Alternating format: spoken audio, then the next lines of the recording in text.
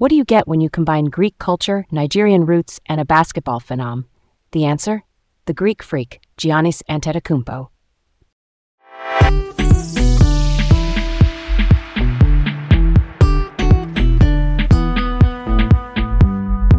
Hey, I'm Leah. I'm really excited to delve into today's topic.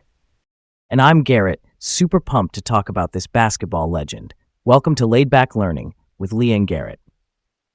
Today we're diving deep into the life and career of Giannis Antetokounmpo, the NBA's Greek freak. I remember watching Giannis's 50-point game during the 2021 finals. It was like watching a superhero in action. The resilience after that knee hyperextension and then dropping 50 with 14 rebounds and 5 blocks to close it out. Honestly, that one's in my memory bank forever. Let's set the scene. Giannis Antetokounmpo is a professional basketball player in the NBA, a forward for the Milwaukee Bucks. He's known for rare versatility. Think of someone who moves like a guard but has the length and strength of a center. That's part of why people call him the Greek freak. His size, speed, and power just stretch the usual categories. Yeah, totally. He's a point forward in function. That means he handles the ball and creates like a point guard while still playing as a forward. He scores, rebounds, passes, blocks shots. In one season, he finished top 20 in the entire league in points, rebounds, assists, steals, and blocks. For folks new to hoops, that's like being among the very best in every key stat at once. Wild how that works out. And quick definitions while we're keeping it real.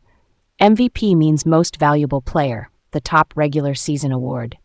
Defensive Player of the Year is basically the Best Defender award. A triple-double is when a player hits double digits in 3 stats in one game like points, rebounds, and assists. Those will come up a lot with Giannis. All right, let's set the early chapters. Giannis was born in Athens, Greece to Nigerian parents.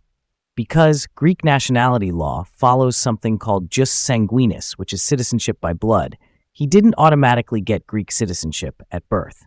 So for years, he was effectively stateless, with no passport, making it hard to travel for youth tournaments.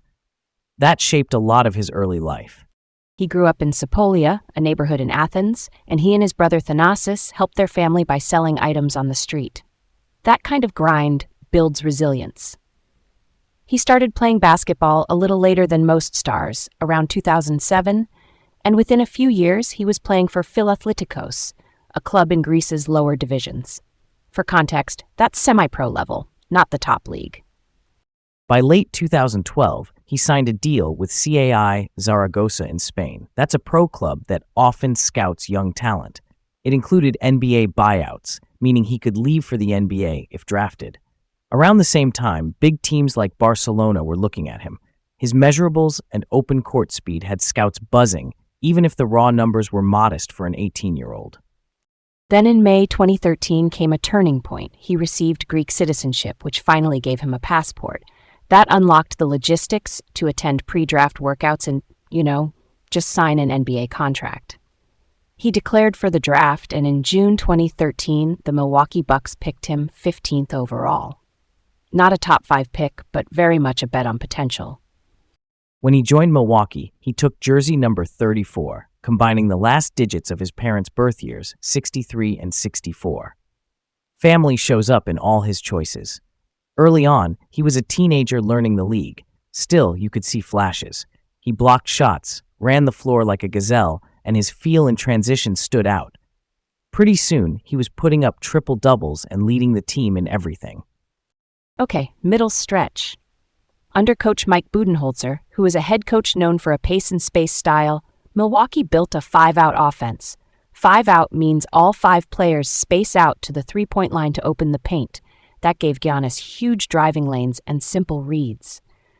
The team surged to 60 wins in 2019. He won MVP in 2019 and then again in 2020. And 2020 was extra special because he also won Defensive Player of the Year. Only Michael Jordan and Hakeem Olajuwon had done the MVP and DPOY combo in the same season. For a quick refresher, Jordan is widely considered the greatest shooting guard ever, and Hakeem is a legendary center with elite defense. That's the neighborhood Giannis moved into. Playoff lessons came too. The Bucks lost in the East Finals in 2019, and then the 2020 bubble brought that tough loss to Miami, but setbacks became fuel. In 2021, they beat Miami in a sweep, survived a 7-game series against Brooklyn, and then in the East Finals, Giannis hurt his knee. MRI showed no ligament tears, and he came back in the NBA Finals against Phoenix. The finals run is like a highlight reel of signature moments. The chase-down block on DeAndre Ayton, who is a center for the Suns, the late alley-oop in Game 5, and then Game 6 where Giannis drops 50, grabs 14 boards, and swats 5 shots. He wins Finals MVP unanimously. That cemented him as not just an MVP, but a champion who delivered on the biggest stage. And since then, he's kept adding layers. He was named to the NBA 75th anniversary team, which is a list of the greatest players ever. He became the Bucks' all-time leader in scoring, rebounds, assists, free throws, and triple-doubles. That's a whole franchise record book. He even carried Greece's flag for the Paris 2024 Olympics, which is a huge national honor. More recently, we've seen him put up absolutely video game lines. In December 2023, he scored a career-high 64 without making a three. In April 2025, he posted 35 points, 15 rebounds, and 20 assists in one game. That's the first time anyone's ever done 35, 15, and 20. And that 2-game span with 70 points, 30 rebounds, and 30 assists, joining Wilt Chamberlain territory, that hits different. One more note on the name that people sometimes ask about. He was born Giannis Antetokounmpo, and when he received Greek citizenship, the Greek spelling rendered Antetokounmpo. In Greek, the letters NT can make a D sound, so the spelling shift is a transliteration thing. It follows Greek phonetics as it moves back into the Latin alphabet. Why does that matter, you might ask? Names carry identity. For Giannis, embracing both Greek and Nigerian roots has been central. He later obtained Nigerian citizenship too, so he officially holds dual nationality. He often credits his Nigerian family values and also celebrates Greek culture at big moments. That dual story is part of why his journey resonates globally. Okay, let's unpack a tricky question. The timing of his Greek citizenship in May 2013 changed everything. Without a passport, travel for pre-draft workouts gets complicated, contracts become messy, even registering for certain competitions can be blocked. Do you think that timing was the single most crucial domino in his career? I'll play the other side. I think his talent would have eventually pushed through. Maybe he gets drafted as an international stash by a different team, maybe a year later, but teams don't pass forever on a 6'11" playmaker with that motor and wingspan. The path might have been longer, but the destination feels kinda inevitable to me. I hear that.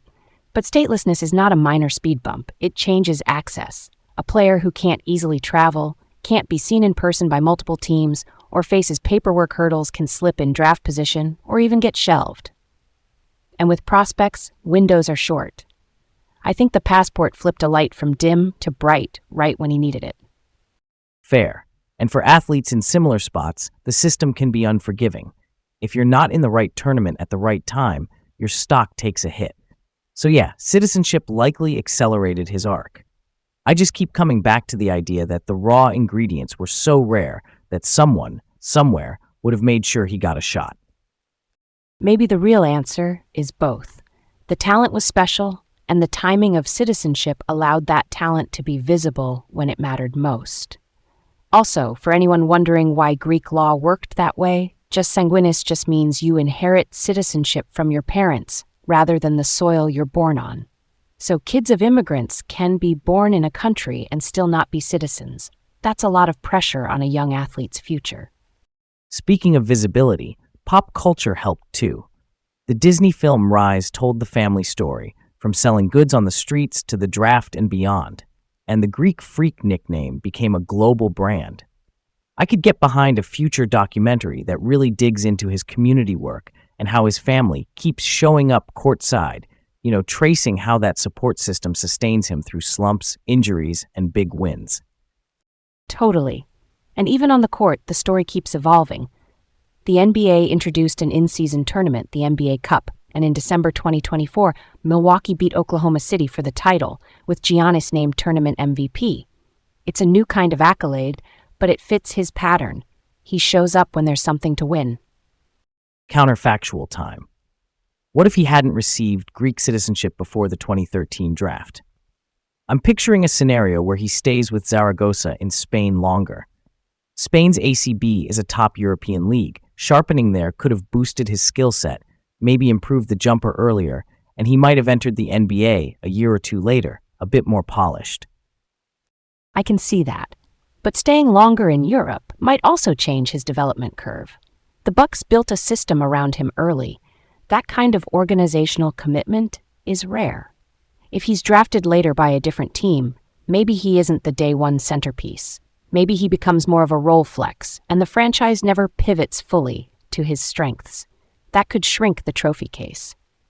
Right, fit matters.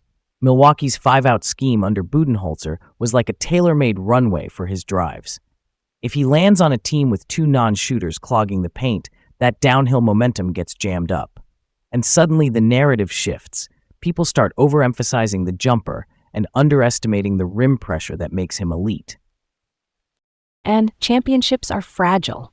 If he gets delayed to the NBA and that 2021 run never happens, we're not talking about a 50-point close-out masterpiece or the Ayton block as finals lore. That changes how we rank him historically, which, for real, shows how timing, health, and team context sit right alongside talent in shaping a legacy. Before we land this, a quick roll call of why his legacy is already towering. 2-time MVP, 1-time DPOY, 2021 Finals MVP with that 50-point clincher, franchise leader in scoring, rebounds, assists, free throws, and triple-doubles, named to the NBA's 75th team, and still stacking statistical firsts like 35, 15, and 20. That's pretty cool, right? And I love that jersey 34 nod to his parents' birth years. It's such a simple way to keep family at the heart of every big moment. For me, that's the heartbeat of his story. Rare skill, yes, but equally rare gratitude and perseverance. It's got more weight than it seems when you look at the stat sheets alone. Stay curious and keep exploring. Catch you next time on Laid Back Learning. Thanks for listening, and remember to always embrace your unique journey.